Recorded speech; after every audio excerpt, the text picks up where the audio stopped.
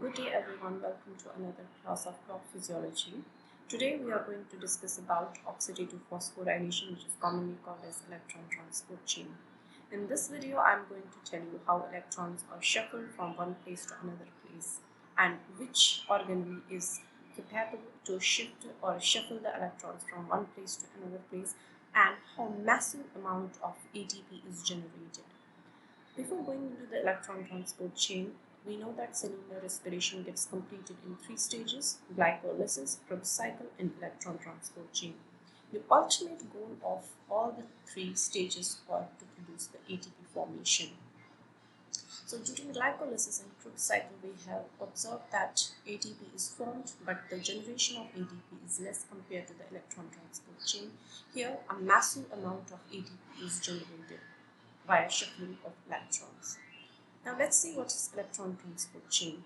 It is actually a set of enzymes which is located on the inner side of the mitochondrial membrane and is the main source of energy in aerobic pathways of energy generation. So the picture depicts the structure of the mitochondria. Mitochondria is a double membrane. This is the outer membrane. This is the inner membrane, which is called as inner mitochondrial membrane, and the space between the outer membrane of the mitochondria and inner membrane of the mitochondria is called as intermembrane space. And there is a matrix. So this is a depiction of electron transport chain. Now let's assume this as a mitochondria. So this assume as an intermembrane space of the mitochondria. We will assume this part as an inner mitochondrial membrane and this part as a matrix of the mitochondria. So in inner mitochondrial membrane, we have complexes present there, which is called as complex 1, complex 2, complex 3, and complex 4. Usually the shuffling of the electrons takes place from complex 1 to complex 4, that is why it is called as electron transport chain. However, here in this case we have the generation of the ATP and there is no shuffling of the electrons, so that is why it is different and is called as a chemiosmosis. Together this electron transport chain and chemiosmosis, we call it as an oxidative phosphorylation. Now let's see how shuffling of electrons takes place in these complexes and how generation of the ATP is formed there in ATP synthase. So you see here NADH, so it is charged and it is changed into NAD positive. During the formation of this NADH to NAD positive, it donates its electrons and it goes into the complex 1 of inner mitochondrial membrane.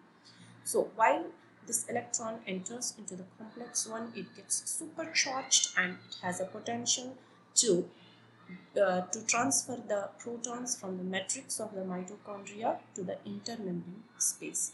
So here a massive amount of the protons are released in the intermembrane space and stays there until further instructions. Then this electron in complex 1, it releases from complex 1 and it enters into the complex 2. The complex 2 is not supercharged. It doesn't do anything like complex 1. It just stays there for further instructions. So during TCA cycle, we know that we have the generation of the FADH2. So here FADH2 is changed into FAD and the electron is released and this electron is donated to the CoQ here. So this CoQ gets super excited and it releases the electron and it enters into the complex third. So this complex third or complex 3 has a potential to pump the electrons from the matrix or protons from the matrix to the intermembrane space. Again here the massive amount of the protons are generated in the intermembrane space and it stays there until further instructions like here in complex 1. After complex third generates the massive amount of the protons, pumps massive amount of the protons from the matrix to the intermembrane space, it releases the electron and it goes into the cytochrome C here. This cytochrome C gets super excited and the electron is donated to the complex 4. this complex 4 gets super excited and has a potential to pump the electrons to pump the protons from matrix to the intermembrane space. Again, here a massive amount of the protons are generated and it stays there until further instruction. So from complex 4, what happens here, there is a release of the oxygen molecule to oxygen molecule. So ultimately in electron transport chain here from complex 1 to complex 4, 2 molecules of oxygen is released, and which accompanies the hydrogen molecules, 2 molecules of the hydrogen to form the 2 molecules of water. So here ultimately from complex 1 to complex 4, water molecule is released, which is 2 molecules of water. Now, what happens here when a lot of protons are released or pumped from the matrix to the intermembrane space? Now this ATP synthase comes into existence after the shuffling of the electrons from complex 1 to complex 4 and pumping of the protons from matrix to the intermembrane space. So here we see that ADP is formed, which is a less energy molecule. So it wants to get converted into the ATP. So this ATP synthase comes into the existence.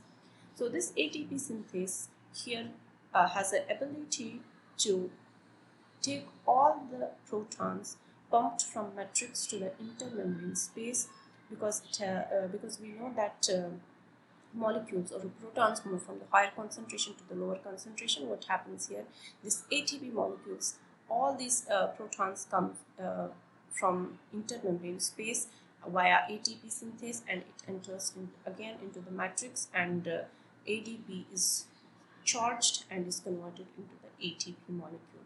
So finally this generation of the ATP molecule is formed via ATP synthase.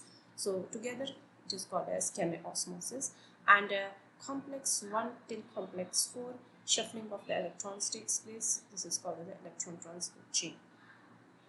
Now here the question is how this complex 1, complex 2, complex 3 and complex 4 donates or shuffles the electron from complex 1 to complex 4.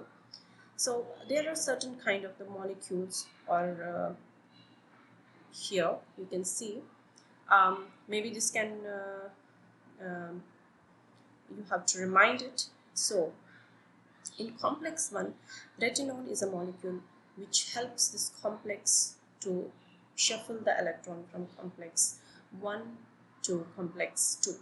And in complex 3, there is a molecule called antimyosin which helps to pump the electron or to shuffle the electron from complex 3rd to complex 4. In complex 4, how this helps, how this works when the water molecule is formed, 2 molecules of water. There is a molecule called the cyanide or carbon monoxide which helps this complex to produce the ultimate water molecule here. In case of ATP synthase, how it works, how ATP is formed, as we know that protons are pumped from the outer membrane again into the mitochondrial matrix, but there is a molecule which helps it, which is called as oligomycin or uncoupling agent. So this is about the electron transport chain, how shuffling of the electrons takes place, how ATP synthase is, how ATP is generated during the process of the electron transport chain. So usually in case of glycolysis and Krebs cycle, you have seen that 2 ATP molecules are released. However, in case of the electron transport chain, we have around 30 ATP molecules are generated, which is enough for the cellular respiration to get completed. Thank you so much. So see you in the next class. Till then, bye-bye.